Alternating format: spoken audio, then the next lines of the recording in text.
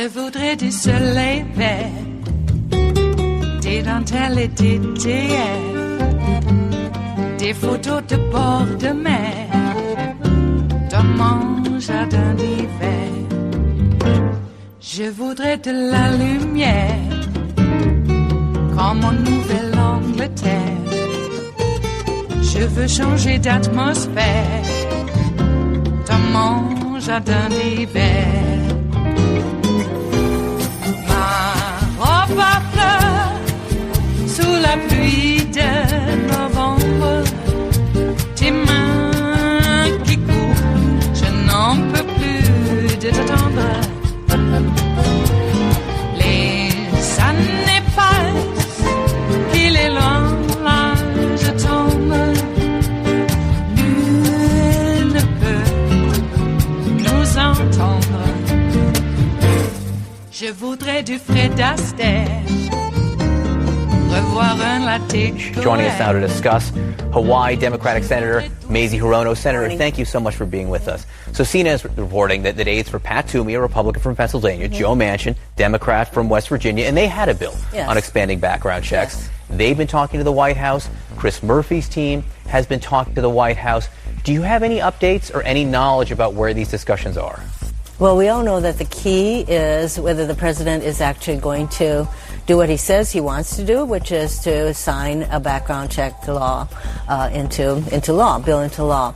So even the Republicans are apparently saying that unless he ironclad says that I'm going to do it, then why should people really proceed? But you know what? You just hope that it can happen because that's minimal. To me, closing the background check loopholes, because that's what it is. It's not expanding background checks. It's closing some loopholes that we have under the current law.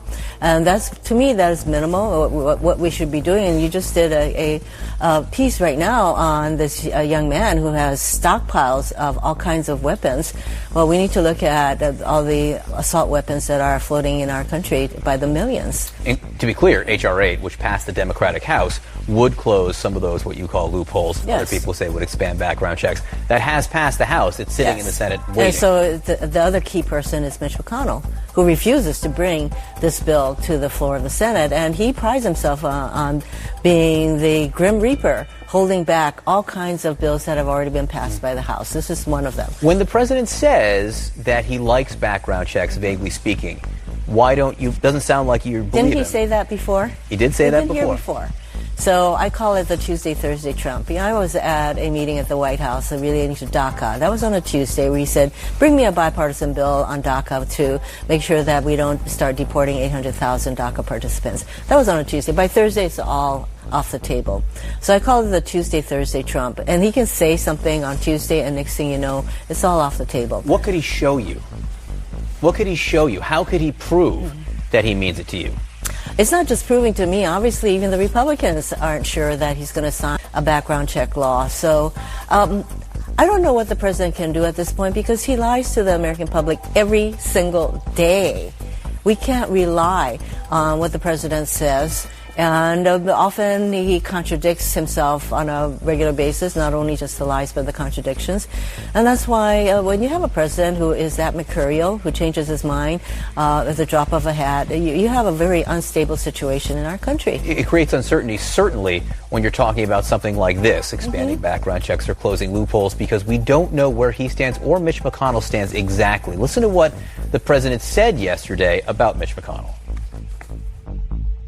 I am convinced that Mitch wants to do something. I've spoken to Mitch McConnell. He's a good man. He wants to do something. He wants to do it, I think, very strongly. He wants to do background checks, and I do too, and I think a lot of Republicans do. He says he thinks that Mitch McConnell wants to do something. Well, maybe the Republicans should have faith in the president that they have been supporting and propping up all this time. Maybe they should have faith in the president and go ahead and bring this bill to the floor, and let's see if the president signs it. To be clear, Republican aides tell us that McConnell hasn't come out in support specifically of any background check measure, which is why it was so odd yesterday to hear the president say, I've talked to Mitch, he's for this. We don't think that's true. And that only makes this more confusing as you are negotiating. What will and I ask this to every Democrat here, and I understand that you want to push for bans on assault weapons. I understand there are a lot of things that Democrats want. Yes. A different way of asking, though, is what would you accept? What would you accept? Would you take closing the loopholes? Would you take red flag laws and consider that progress? Of course it would be considered progress, because any step that we take along these lines toward gun safety would be progress, but that can't be the end of it. Because at the same time, we have domestic terrorism that's going on. We have people who are motivated to act individually or otherwise. We do not have a law that makes domestic terrorism a crime, and we've just seen these horrible shootings, which, by the way, are only the latest of a whole series of these kinds of horrible events. And when are we going to accept that our country is awash in guns? And the majority of the people in our country want us to provide gun safety laws, and we're not doing it. And I don't know. For the Republicans, is it going to take them losing at the polls? Because if that's what it's going to take, then that's what should happen. I want to ask you about the economy. Yesterday, the president retreated on imposing tariffs on a lot of consumer goods that are manufactured in China. Yes. He says basically he doesn't want to do anything that would raise prices for the Christmas season. What does that tell you about where the economy is right now and what the president might be thinking about it? He's finally connected the dots that all these tariffs that, by the way, he just pretty much springs on the American people in a very whimsical way, apparently. He's finally connected the dots that who's paying the price for these tariffs? It's the American people. And so maybe it's sunk in with him, and especially as we near the Christmas season, and maybe he's hearing that our economy is slowing down, and he wants to encourage spending, and so, yeah, he's connected those dots, but it took him a long time. Meanwhile, he's very erratic in his dealings with China. We're at the point where his international dealings with China, with Russia, with Japan, with North Korea, they're very, in my view, they're not based on any kind of sound reason. It seems to be just whatever strikes his fancy and in his mind, and this is really leading to an unstable situation, and we don't have the kind of power now and influence that we have with what's going on in so many parts of the world. You agree that China needs to change its trade practices, correct? I think that we should all be working toward making China, or having China change its trade practices. I don't think we can just do it by unilaterally imposing tariffs that's going to hurt our farmers and our consumers. The question is, how do you think China reads the president's retreat on these tariffs? I think they read him as very changeable, and you put pressure on him and he'll change his mind. It is Thursday, the 15th of August of 2019, and you are in West Coast Cookbook and Speakeasy. I am your chef de cuisine, Justice Putnam, and our daily special is Metro Shrimp and Grits Thursdays. A little bit of jambalaya, a little bit of spice in your life, and do not discriminate against the grit. Yes, the lowly grit. All grains are created equal. Please. This is America. Okay. Hey, looks like Jeffrey Epstein had a few bones broken in his neck. Not quite consistent with suicide. Can be. But usually consistent with, assisted suicide, shall we say. Like maybe suicide by prison guard. Or maybe suicide by mob inmate. Could be. So, I'm sure that Dershowitz will argue that if you're killed in prison, well, that's suicide right there. And Dershowitz ought to know. And I'm sure that he knows that a lot of people are going to know, and that's why he doesn't want anyone to know. None of them do. None of them. Well, that's quite a scandal, and I know is going to just, when it comes out, it's going to be the reason for Epstein's death will be because he was a pedophile. Okay. Not because he had dirt on everybody. Everybody. Speaking of which, Prince Andrew is stepping down from public life. apparently he's been under some sort of personal stress for a while now, and he is removing himself from the public sphere to, well, I guess, collect his thoughts. Yeah, because I don't know, maybe he knows something too. Anybody who happens to be within Epstein's sphere, I would think that they are quite fearful for their lives right now. Apparently, Ghislaine was found. I should have looked it up. It was, actually where she was. I think she was in upstate New York, or was it Pennsylvania? Somewhere here in the States, with some CEO, a much younger man, I might say, which goes with the territory, apparently. And so she has been found. Maybe she's being put in protective custody. I know I would put her under that. Yikes. So I'm sure that she knows a lot too. And I don't know. You don't want to have suicide by prison guard. You really don't. I'm sure that we'll find out more about that maybe in our lifetimes. Maybe. What else is going on in the world? Well, we do have a curated show, but there is so much going on in the world, like Hong Kong, for instance. I had a disturbing conversation with a family member when the images from the airport confrontation between Hong Kong protesters, pro-democracy protesters, and their mutant ninja cops. Or military. I believe they sure look like military. Mutant ninja military. And this family member conflated what was going on in, well, maybe it was a conflation, but let me just put the scenario out here. The Hong Kong protests were ascribed to be on the same level as the Proud Boys coming into the state of Oregon to protest in Portland for whatever they like to do. I mean, they're protesting against anti-fascism.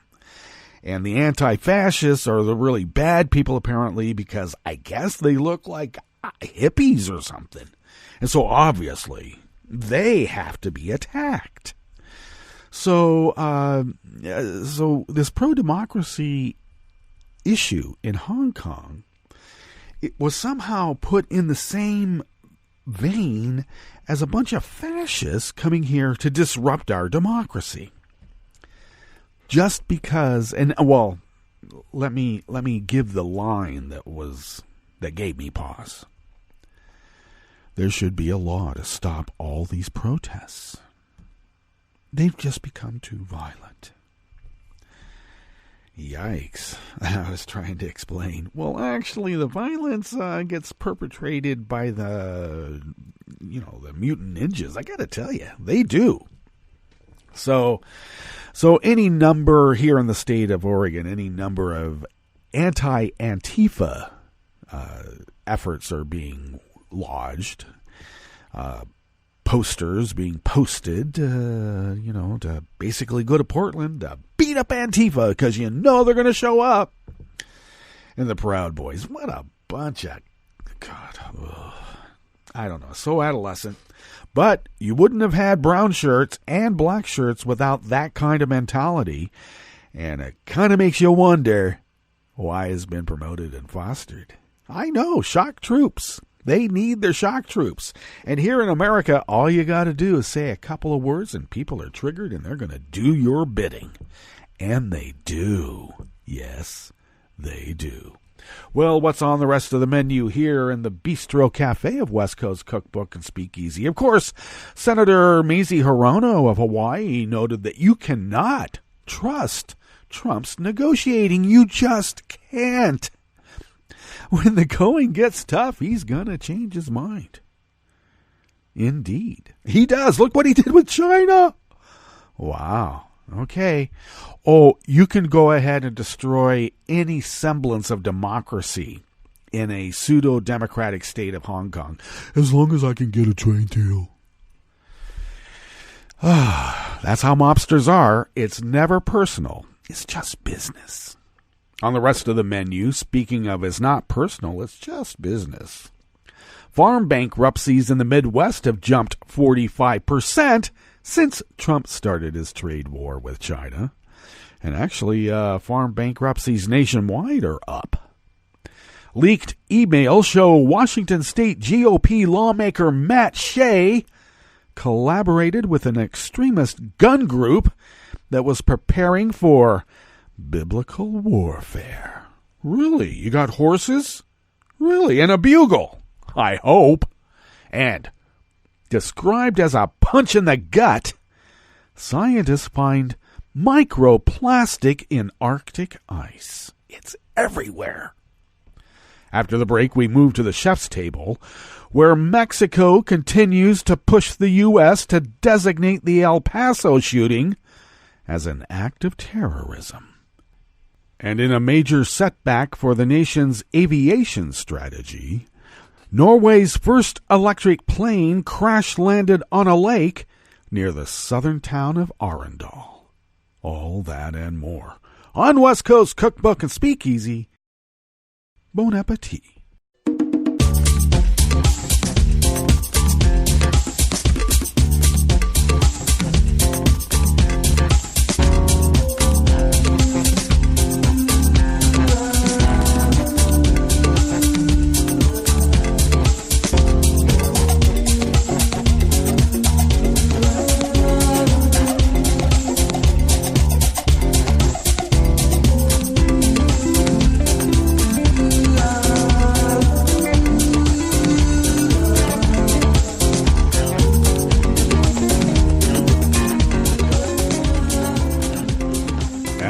Bottom of our homepage at netrootsradio.com, you will notice to the rightish of the page, right there by the social media scroll, is our chat room link. And do engage.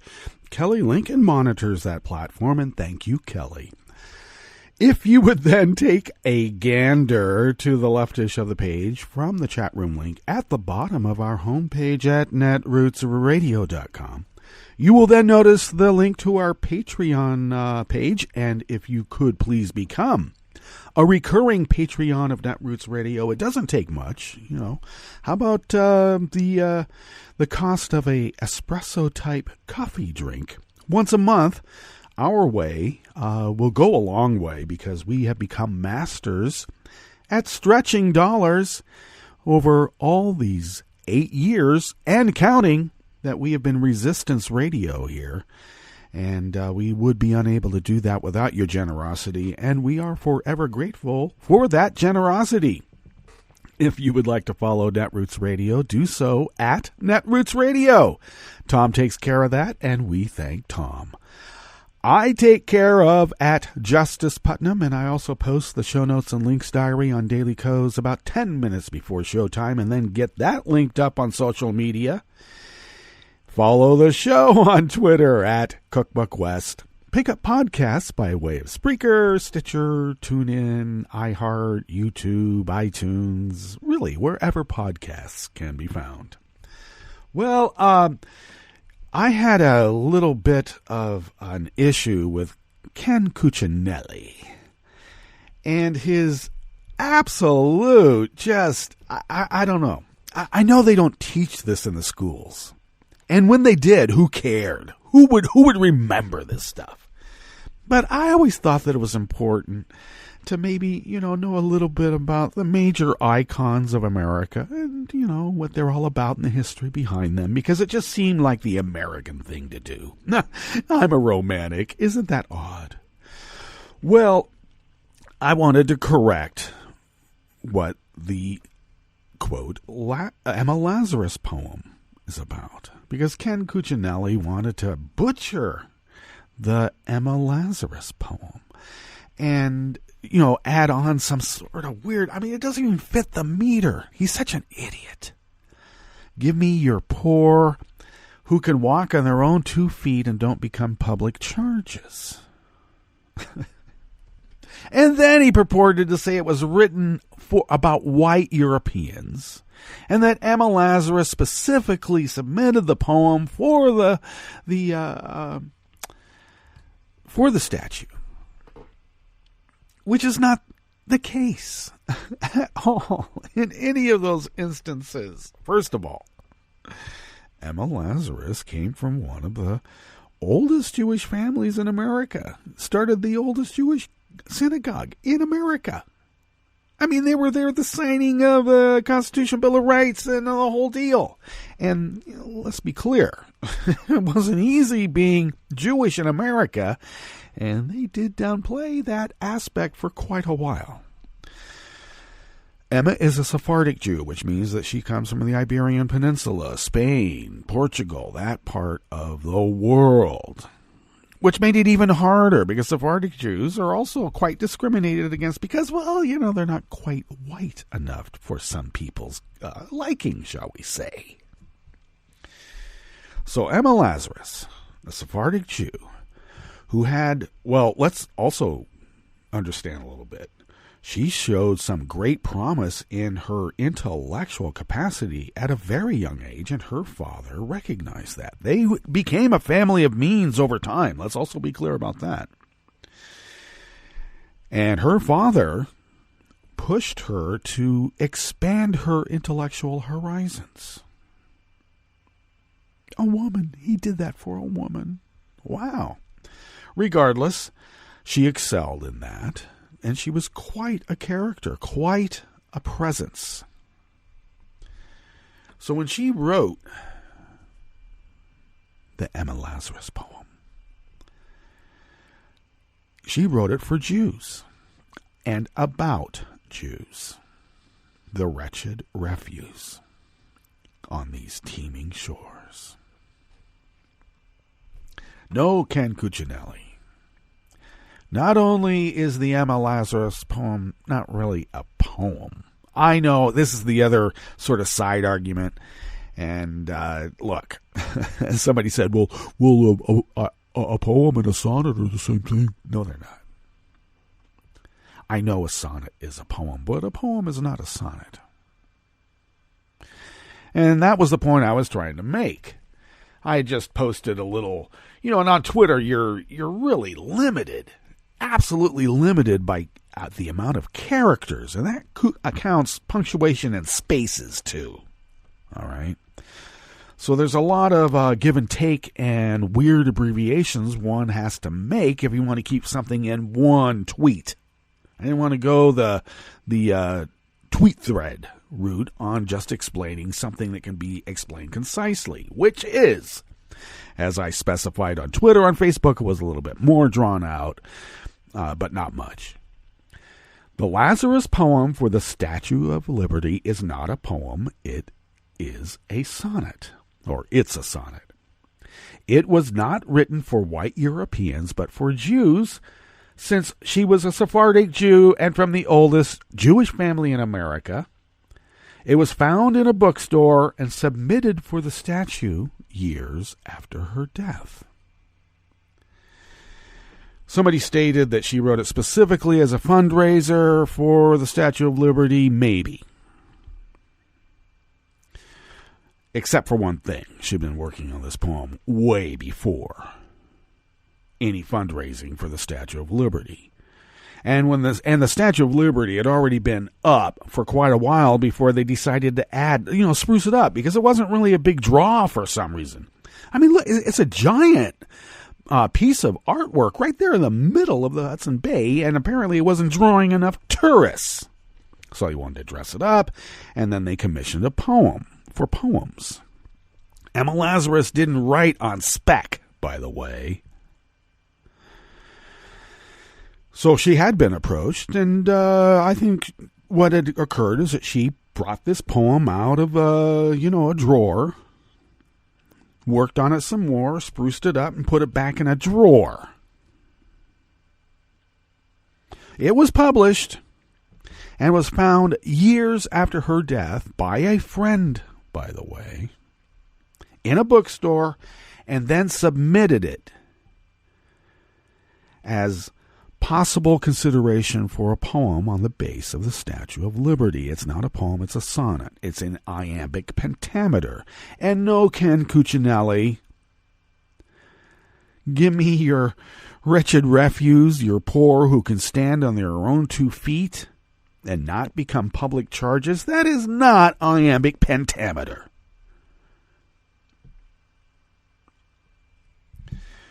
So I don't want to quibble about, a sonnet is a poem. All right? I wanted to say it's not just a poem. Do you get it? And I also wanted to say on Twitter, you're welcome. I was able to do that on Facebook, which always triggers the right-wing Trump bros. I love doing it. But who knew that the point I was trying to make would somehow be deflected in a gish gallop manner about whether a sonnet is a poem or not. Of course, a sonnet is a poem. A poem is not necessarily a sonnet. A haiku is a poem. But if there was a haiku at the base of the Statue of Liberty, trust me, it would be referred to as the haiku at the base of the Statue of Liberty. No one says the blank verse at the base of the Statue of Liberty. No one does. No one says free verse at the... They always say a poem. I know. But really, it's a sonnet. It's like the grit. Stop discriminating against the grit and stop denying that the sonnet is actually, a much superior way of communicating. It is. And then after that, haiku. Enough of that. I'm really going off on that. I apologize. Well, let's take a look at this first offering here in the Bistro Cafe at West Coast Cookbook and Speakeasy by Dan Desai Martin out of Shareblue Media. As Trump digs in his heels on his ongoing trade war with China. I didn't write this, Dan did. Farm bankruptcies continue to pile up, according to data compiled by the Farm Bureau and the Center for American Progress Action Fund. Farm bankruptcies across the country have increased by 13%. That's 13% across the country. And that's from June of 2018 to June of 2019. And that's from the Farm Bureau. Those dates roughly correspond with Trump's ongoing trade war with China, which began in March of 2018, when Trump announced tariffs on $50 billion worth of Chinese goods. Well, the two countries have escalated the trade war since then, with China repeatedly targeting U.S. farm products in retaliation for Trump's increasing tariffs, like he knows how to win a trade war. Let's be clear about Chinese history here now as well. It's one of the oldest civilizations in the world, all right? And way back in the day, merchants were considered to be quite an underclass. They were frowned upon. They were put under the thumb. And one way that the Chinese aristocracy was able to keep merchants under their thumb is really knowing how they worked. Trade wars. Give me a break. All right. Well, Trump went to a military-themed school. Okay, not a real military school, but a military-themed school. And Wharton apparently didn't teach anything about basic economics. Okay, well, at a 2016 campaign stop in Iowa, Stephen King country, Trump vowed he would negotiate trade deals to help our farmers, help them export their goods, and make money doing it. What a liar. And we're going to grow the farms, he added. But once Trump got into office, his policies led to fewer farm exports, less money for farmers, and an increase in farm bankruptcies. Well, if there's farm bankruptcies, there might be some sort of Russian concern that would like to partner with an American CEO to make it look legit and buy up all those farms. Maybe make a few into an aluminum factory, Mitch.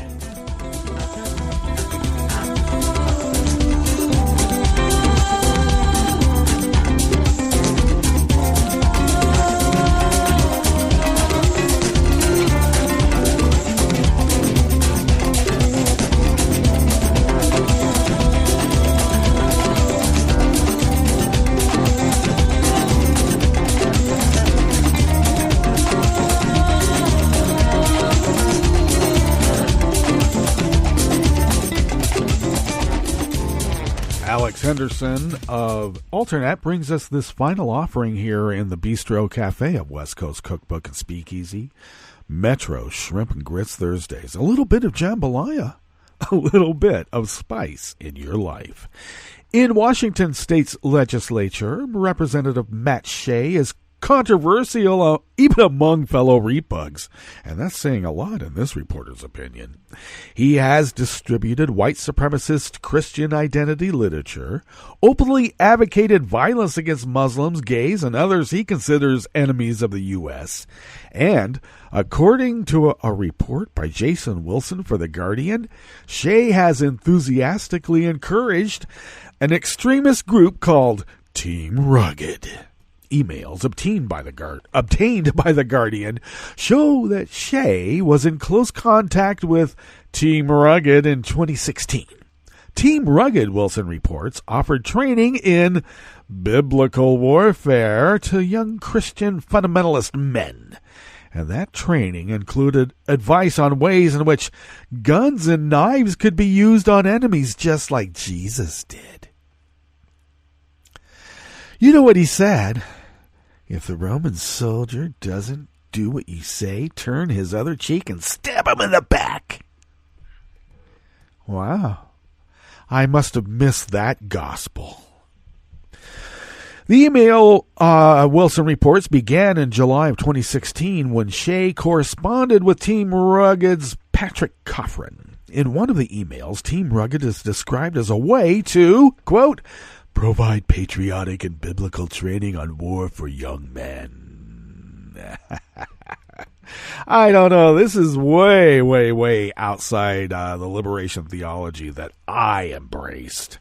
You know, we weren't trained in guns and knives when I was attempting to, you know, my little foray in seminary school. Yeah, I know I did that. But we were not trained in guns and knives. I suppose one would have to go elsewhere to find that, like in some sort of a, shall we say, a secular environment. Biblical training, indeed.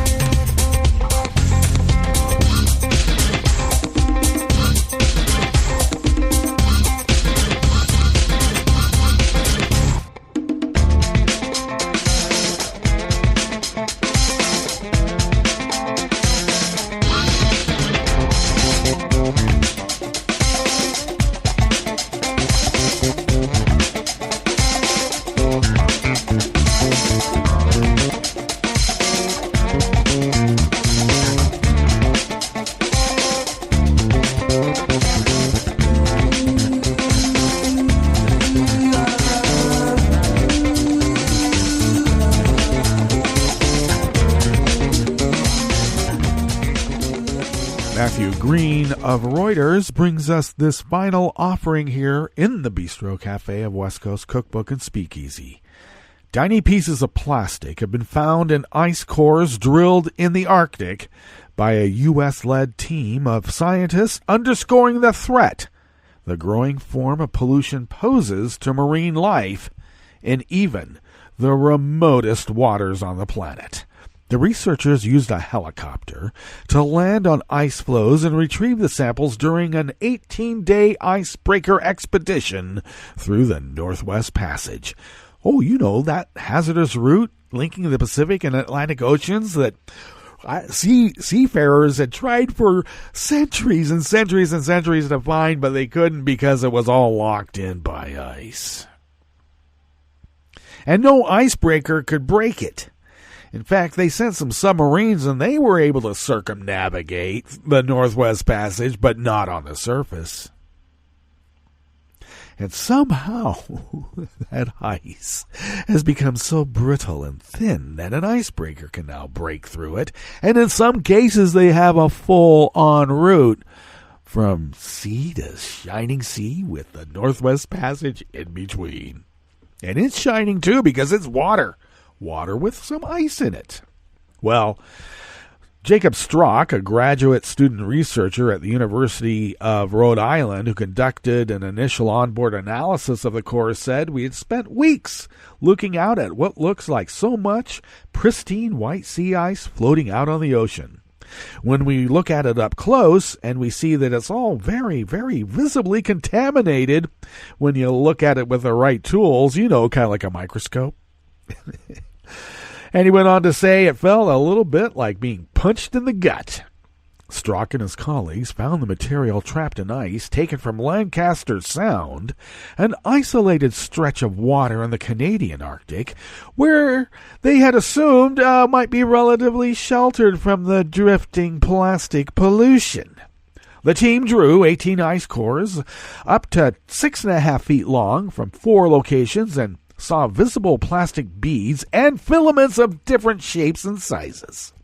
The plastic just jumped out in both its abundance and its scale, said Bryce Luce, an oceanographer at the University of Rhode Island and chief scientist of the expedition. The scientist's dismay is reminiscent of the consternation felt by explorers who found plastic waste in the Pacific Ocean's Marianas Trench.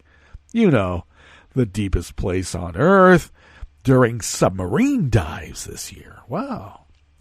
Well, the Northwest Passage Project is primarily focused on investigating the impact of man-made climate change on the Arctic, whose role as the planet's cooling system is being compromised by the rapid vanishing of summer sea ice. Too bad the plastic just can't make it up. But plastic does have some reflective qualities. Maybe we could gather up all the plastic that we've been dumping in the oceans and make our own man-made plastic ice floes. Let's do it. Plastic ice in our drink. Let's get to our break. And when we come back from that break, we are going to go through weather from around the world and finish up with the stories that we have curated for you today. You are listening to West Coast Cookbook and Speakeasy, and we will be right back. You are listening to netrootsradio.com. Please hang up and try again.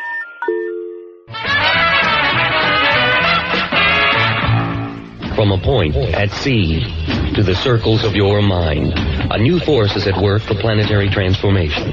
New radio for a new Earth.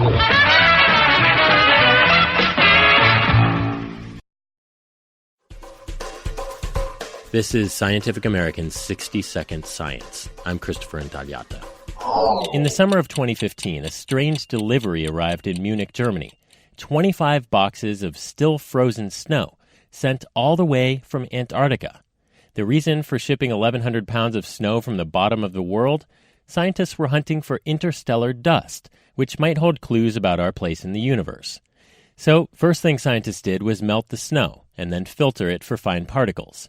Analyzing the remaining dust with mass spectrometry, they found traces of the isotope iron-60, which is primarily produced in 2 ways, by exploding supernovas or by cosmic rays zapping interplanetary dust.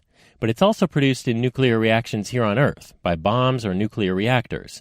So, to determine how much of the stuff was truly interstellar, from beyond our solar system, the researchers used other isotopic clues to screen out quantities of iron-60 produced by nuclear reactions and cosmic rays. And they still had some iron-60 left over to account for, the stuff produced by supernovas. Just by looking at something which is on our own planet, learn something which is so far away and happened so many millions of years ago. I mean, that's pretty amazing, and that's why I really like this work. Dominic Cole, an experimental nuclear physicist at the Australian National University. His team reported the results in the journal Physical Review Letters. Cole says this iron-60 might be showering down on us from the local interstellar cloud, the patch of space the solar system's moving through right now. And if the cloud contains material produced by supernovas, Cole says, it could be the ancient remnants of exploding stars, a clue to the structure and formation of the universe. Luckily, we can investigate it all by hunting for dust, right here on Spaceship Earth. Thanks for listening. For Scientific American's 60-Second Science, I'm Christopher Intagliata. Here's a little ditty to help us remember how democracy could be destroyed in Florida in November. I'm Bill Newman, and this is the Civil Liberties Minute. In 2018, Florida voters overwhelmingly approved restoring the right to vote to 1.4 million Floridians who have been disenfranchised because of a felony conviction. Not allowed to vote, no matter how old the conviction or how minor or how much the person has contributed to the community since they served their sentence or how long it's been since they were in any trouble with the law. One strike and you're out of the voting booth. But after Florida voters restored democracy, the Republican-controlled legislature pretty much canceled the people's vote by enacting a law that says that 4 out of the 5 Floridians with criminal records who have not fully paid their financial obligations still will not be allowed to vote. The new Florida law, which cancels the voters' decision to restore democracy, is a 21st century poll tax. It's like saying, as the New York Times editorial put it, that you're not allowed to get your college diploma until you've paid off your student loans. Florida's electoral votes matter. They could determine the 2020 presidential election. Oh yes, the ditty. Let's continue. In Florida, voters restored the right to vote. But now you see it, and now you don't. The Civil Liberties Minute is made possible by the ACLU, because freedom can't protect itself. I'm Rick Smith, and this is Labor History in 2.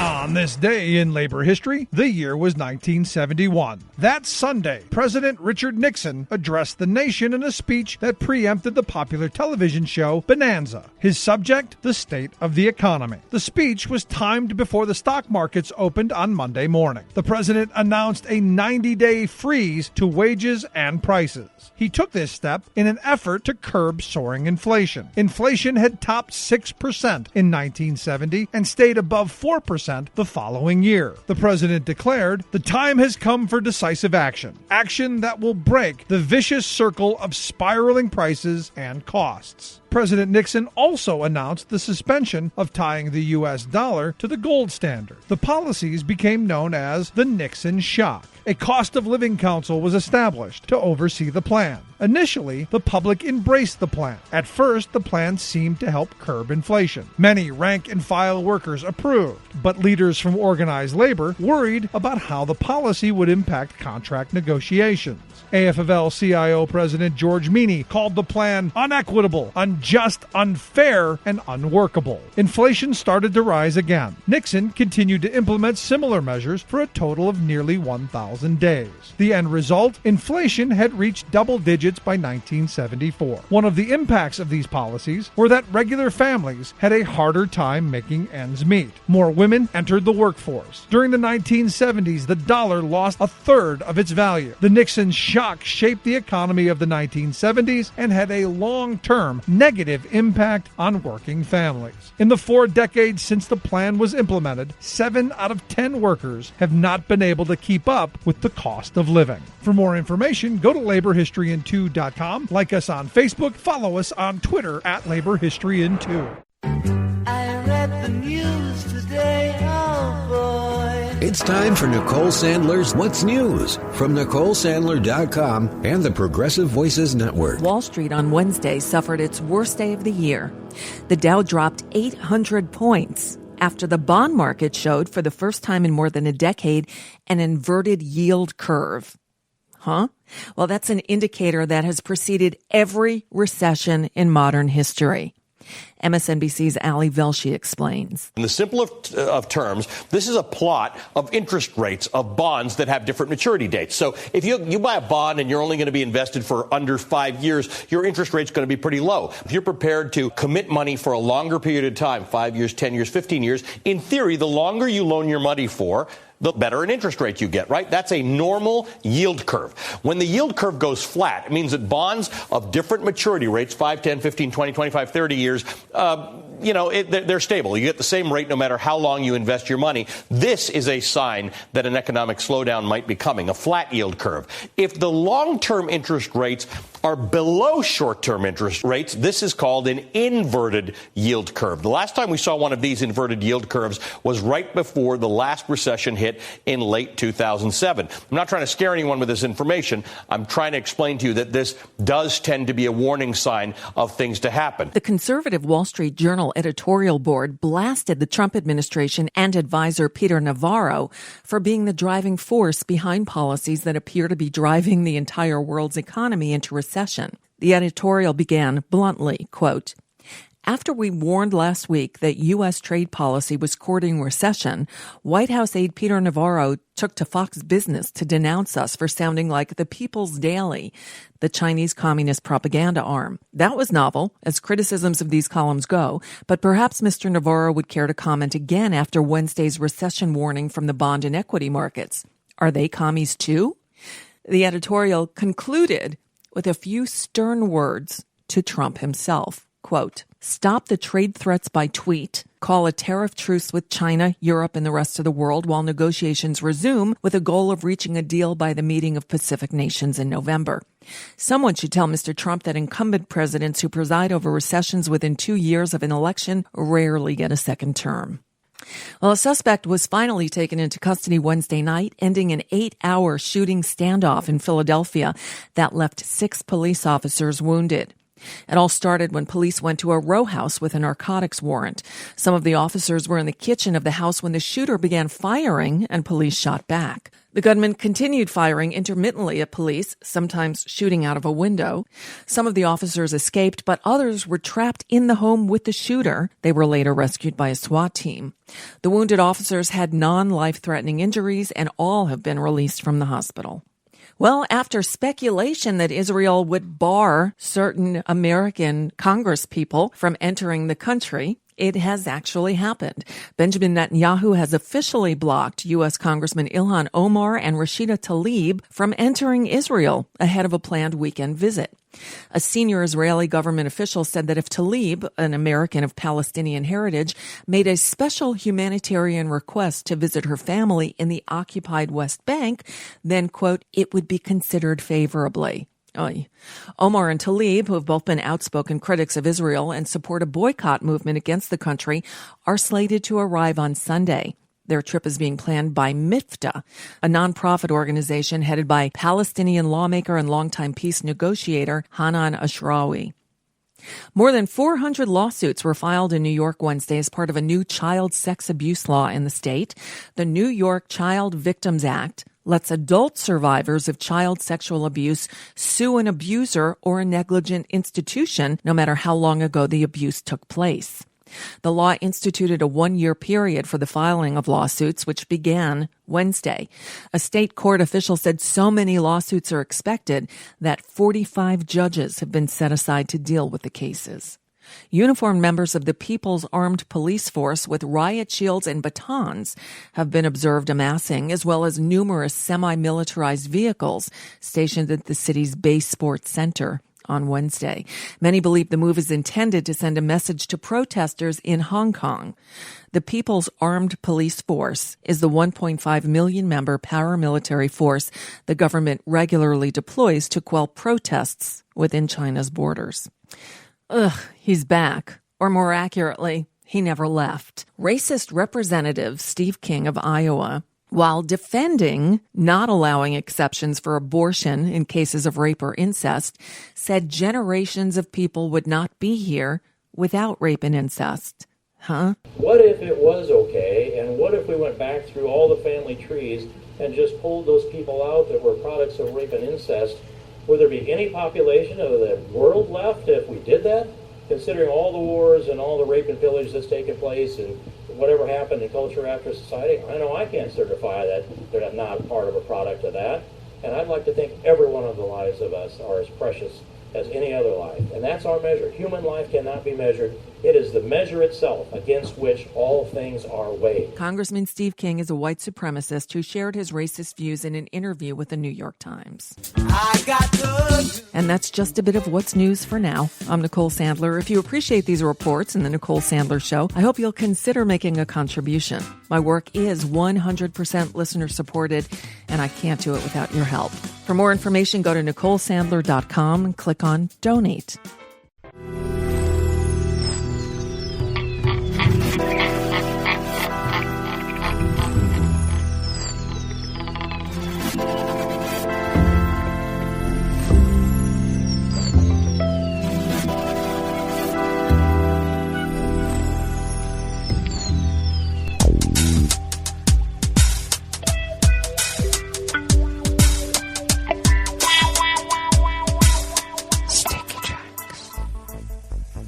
Thank you for accompanying us here to the Chef's Table at West Coast Cookbook and Speakeasy, Metro Shrimp and Grits Thursdays. A little bit of jambalaya, a little bit of spice in your life. We always begin weather from around the world along the banks of the Rogue River, in the Rogue River Valley of Southern Oregon on the west coast of the continental United States of America, where it is currently 62 degrees Fahrenheit, expecting a high in the upper 80s to low 90s. Looks like not a lick of rain in the forecast for the foreseeable future, and that's usually about 7 to 10 days out. We are currently under very sunny conditions. Winds are light and variable out of the west-southwest, and we'll be shifting out of the north-northwest in just a couple of hours and increasing in velocity to 5 to 10 miles per hour, remaining at that velocity and direction tonight and tomorrow. Overnight lows in the low 60s. Tomorrow we are looking for highs in the mid to upper 80s. Grass pollen is low. Air quality index is good and has fallen quite a bit, down to 11 parts per million. And the daytime UV index remains very high at 8. Barometric pressure is rising at 29.96 inches. Visibility is at 9 miles. And relative humidity is at 75%. Weather from around the world is brought to you by people's personal weather stations that they purchased. These people purchased personal weather stations somewhere on their property, and these people positively live around the world. London is 72 and fair. Paris is 78 and partly cloudy. Rome is 89 and sunny. Kiev is 66 and cloudy. Kabul is 85 and partly cloudy. Hong Kong is 85 and partly cloudy. Tokyo is 85 degrees and cloudy, and actually they have a weather advisory for massive amounts of rain coming in and flooding in, well, it looks like a river of water is falling on Tokyo. So do take care if you happen to be there. Get to higher ground if you can. Sydney, Australia is 48 degrees and clear. San Francisco, California is 58 and partly cloudy. And New York is 79 degrees Fahrenheit and partly cloudy. And that is weather from around the world, brought to you by people's personal weather stations that they purchased. These people purchased personal weather stations somewhere on their property, and these people positively live around the world.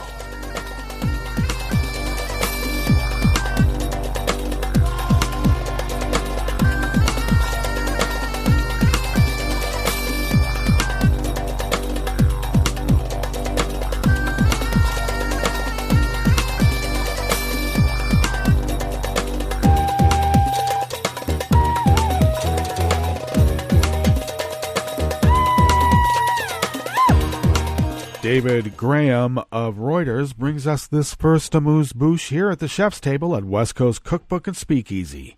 Mexico's government amplified its assertion that the August 3rd mass shooting in El Paso, Texas, was an act of terrorism against Mexicans, urging the United States to ensure the attack was designated as such. Speaking after meetings on Tuesday between U.S. and Mexican officials about the incident, Mexican Foreign Minister Marcelo Ebrard told a regular government news conference that steps needed to be taken to prevent future killings.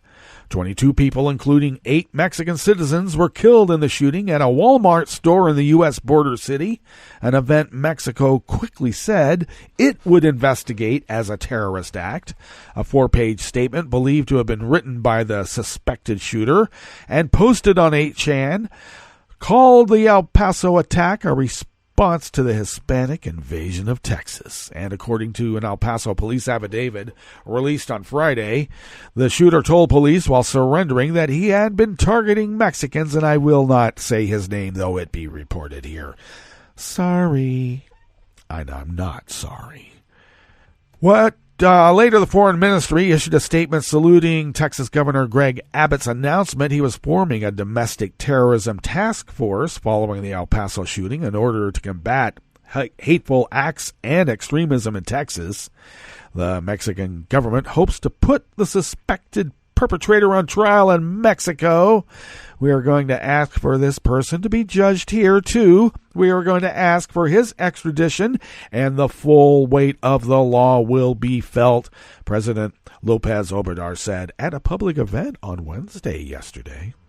He noted that Mexico does not permit the death penalty but can impose severe sentences. We don't want this to happen again. We don't want these hate crimes. The attack caused widespread revulsion in Mexico at a time of persistent diplomatic tensions between the Trump administration and the Mexican government over trade and immigration. Mexico's government last week pressed the U.S. to cooperate in helping to identify white supremacists who are a threat to its citizens after the attack.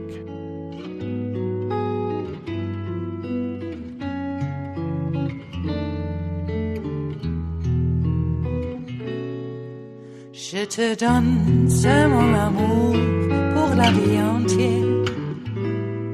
La promesse de me trouver à tes genoux. Aussitôt que tu m'appelles, rester toujours fidèle. C'est tout, c'est tout. Je te donne tous mes printemps, mes étés de mer. Mes automnes, quand les feuilles tombent partout. Si ce n'est pas une bonne affaire, je te donne tous mes hivers, c'est tout. Anonymous worker bees at Reuters brings us this final amuse-bouche here at the chef's table at West Coast Cookbook and Speakeasy. Norway's first battery-powered aircraft crash-landed on a lake on Wednesday yesterday in a setback for the country's aviation strategy. Although police said the pilot and passenger both escaped unhurt, the plane's owner, airport operator Avinor, told Reuters last year it hoped to see commercial passenger flights on electric planes by 2025. The two-seater plane was piloted by Avinor chief executive Dag Fogh-Petersen, who had invited a string of high-profile passengers to showcase the opportunities of electrification. Photographs published by Norwegian media show the Alfa Electro G2 plane, produced by Slovenia's Pipistrel, nose down and partly submerged at the end of a lake near Arendal in southern Norway. Oh, that should be Arendal. The cause of the crash was not immediately clear. His passenger during the crash, Ace Marte Horigamo, a junior government minister who was among Avinor's guests, as was Environment Minister Ola Elvestuen, who flew earlier in the day. Well, the government has asked Avinor to help develop a program for electrification of all domestic aviation by 2040. That brings us to the end of our broadcast period for the day, but you do know that Netroots Radio is going to broadcast on. We're going to meet up tomorrow for Blue Moon Spirits Fridays. Indeed, we deserve it. So do stay tuned to Netroots Radio all day and all night for all the breaking news as it breaks. And we'll meet up here tomorrow, right here in West Coast Cookbook and Speakeasy. Bon appetit.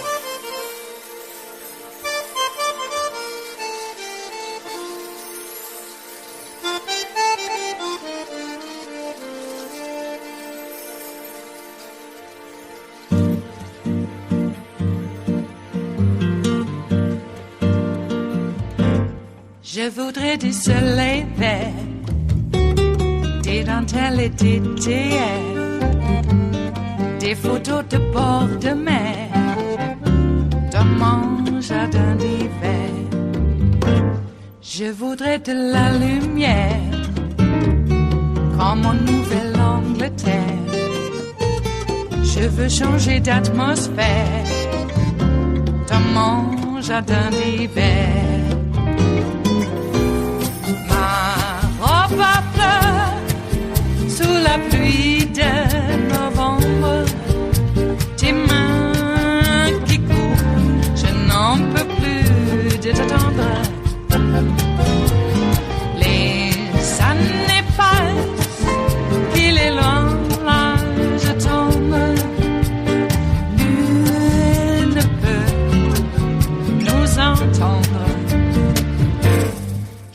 voudrais du Fred Astaire, revoir un latte Goer.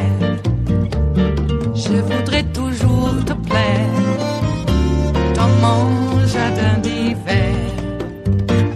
Je veux déjeuner par terre comme au long de golfe clair, t'embrasser les yeux ouverts dans mon jardin d'hiver. Ma robe à fleurs sous la pluie d'un novembre, tes mains qui courent, je n'en peux plus d'être tendre. Les années passent, il est loin l'âge tendre, nul ne peut nous entendre. Ba-da-da-dum-di-da-dum, ba-da-da-dum-di-da-dum, ba-da-da-dum-di-da-dum, dans mon jardin d'hiver. Ba-da-da-dum-di-da-dum, ba-da-da-dum-di-da-dum, ba-da-da-dum-di-da-dum, dans mon jardin d'hiver. Dans mon jardin d'hiver, dans mon jardin d'hiver.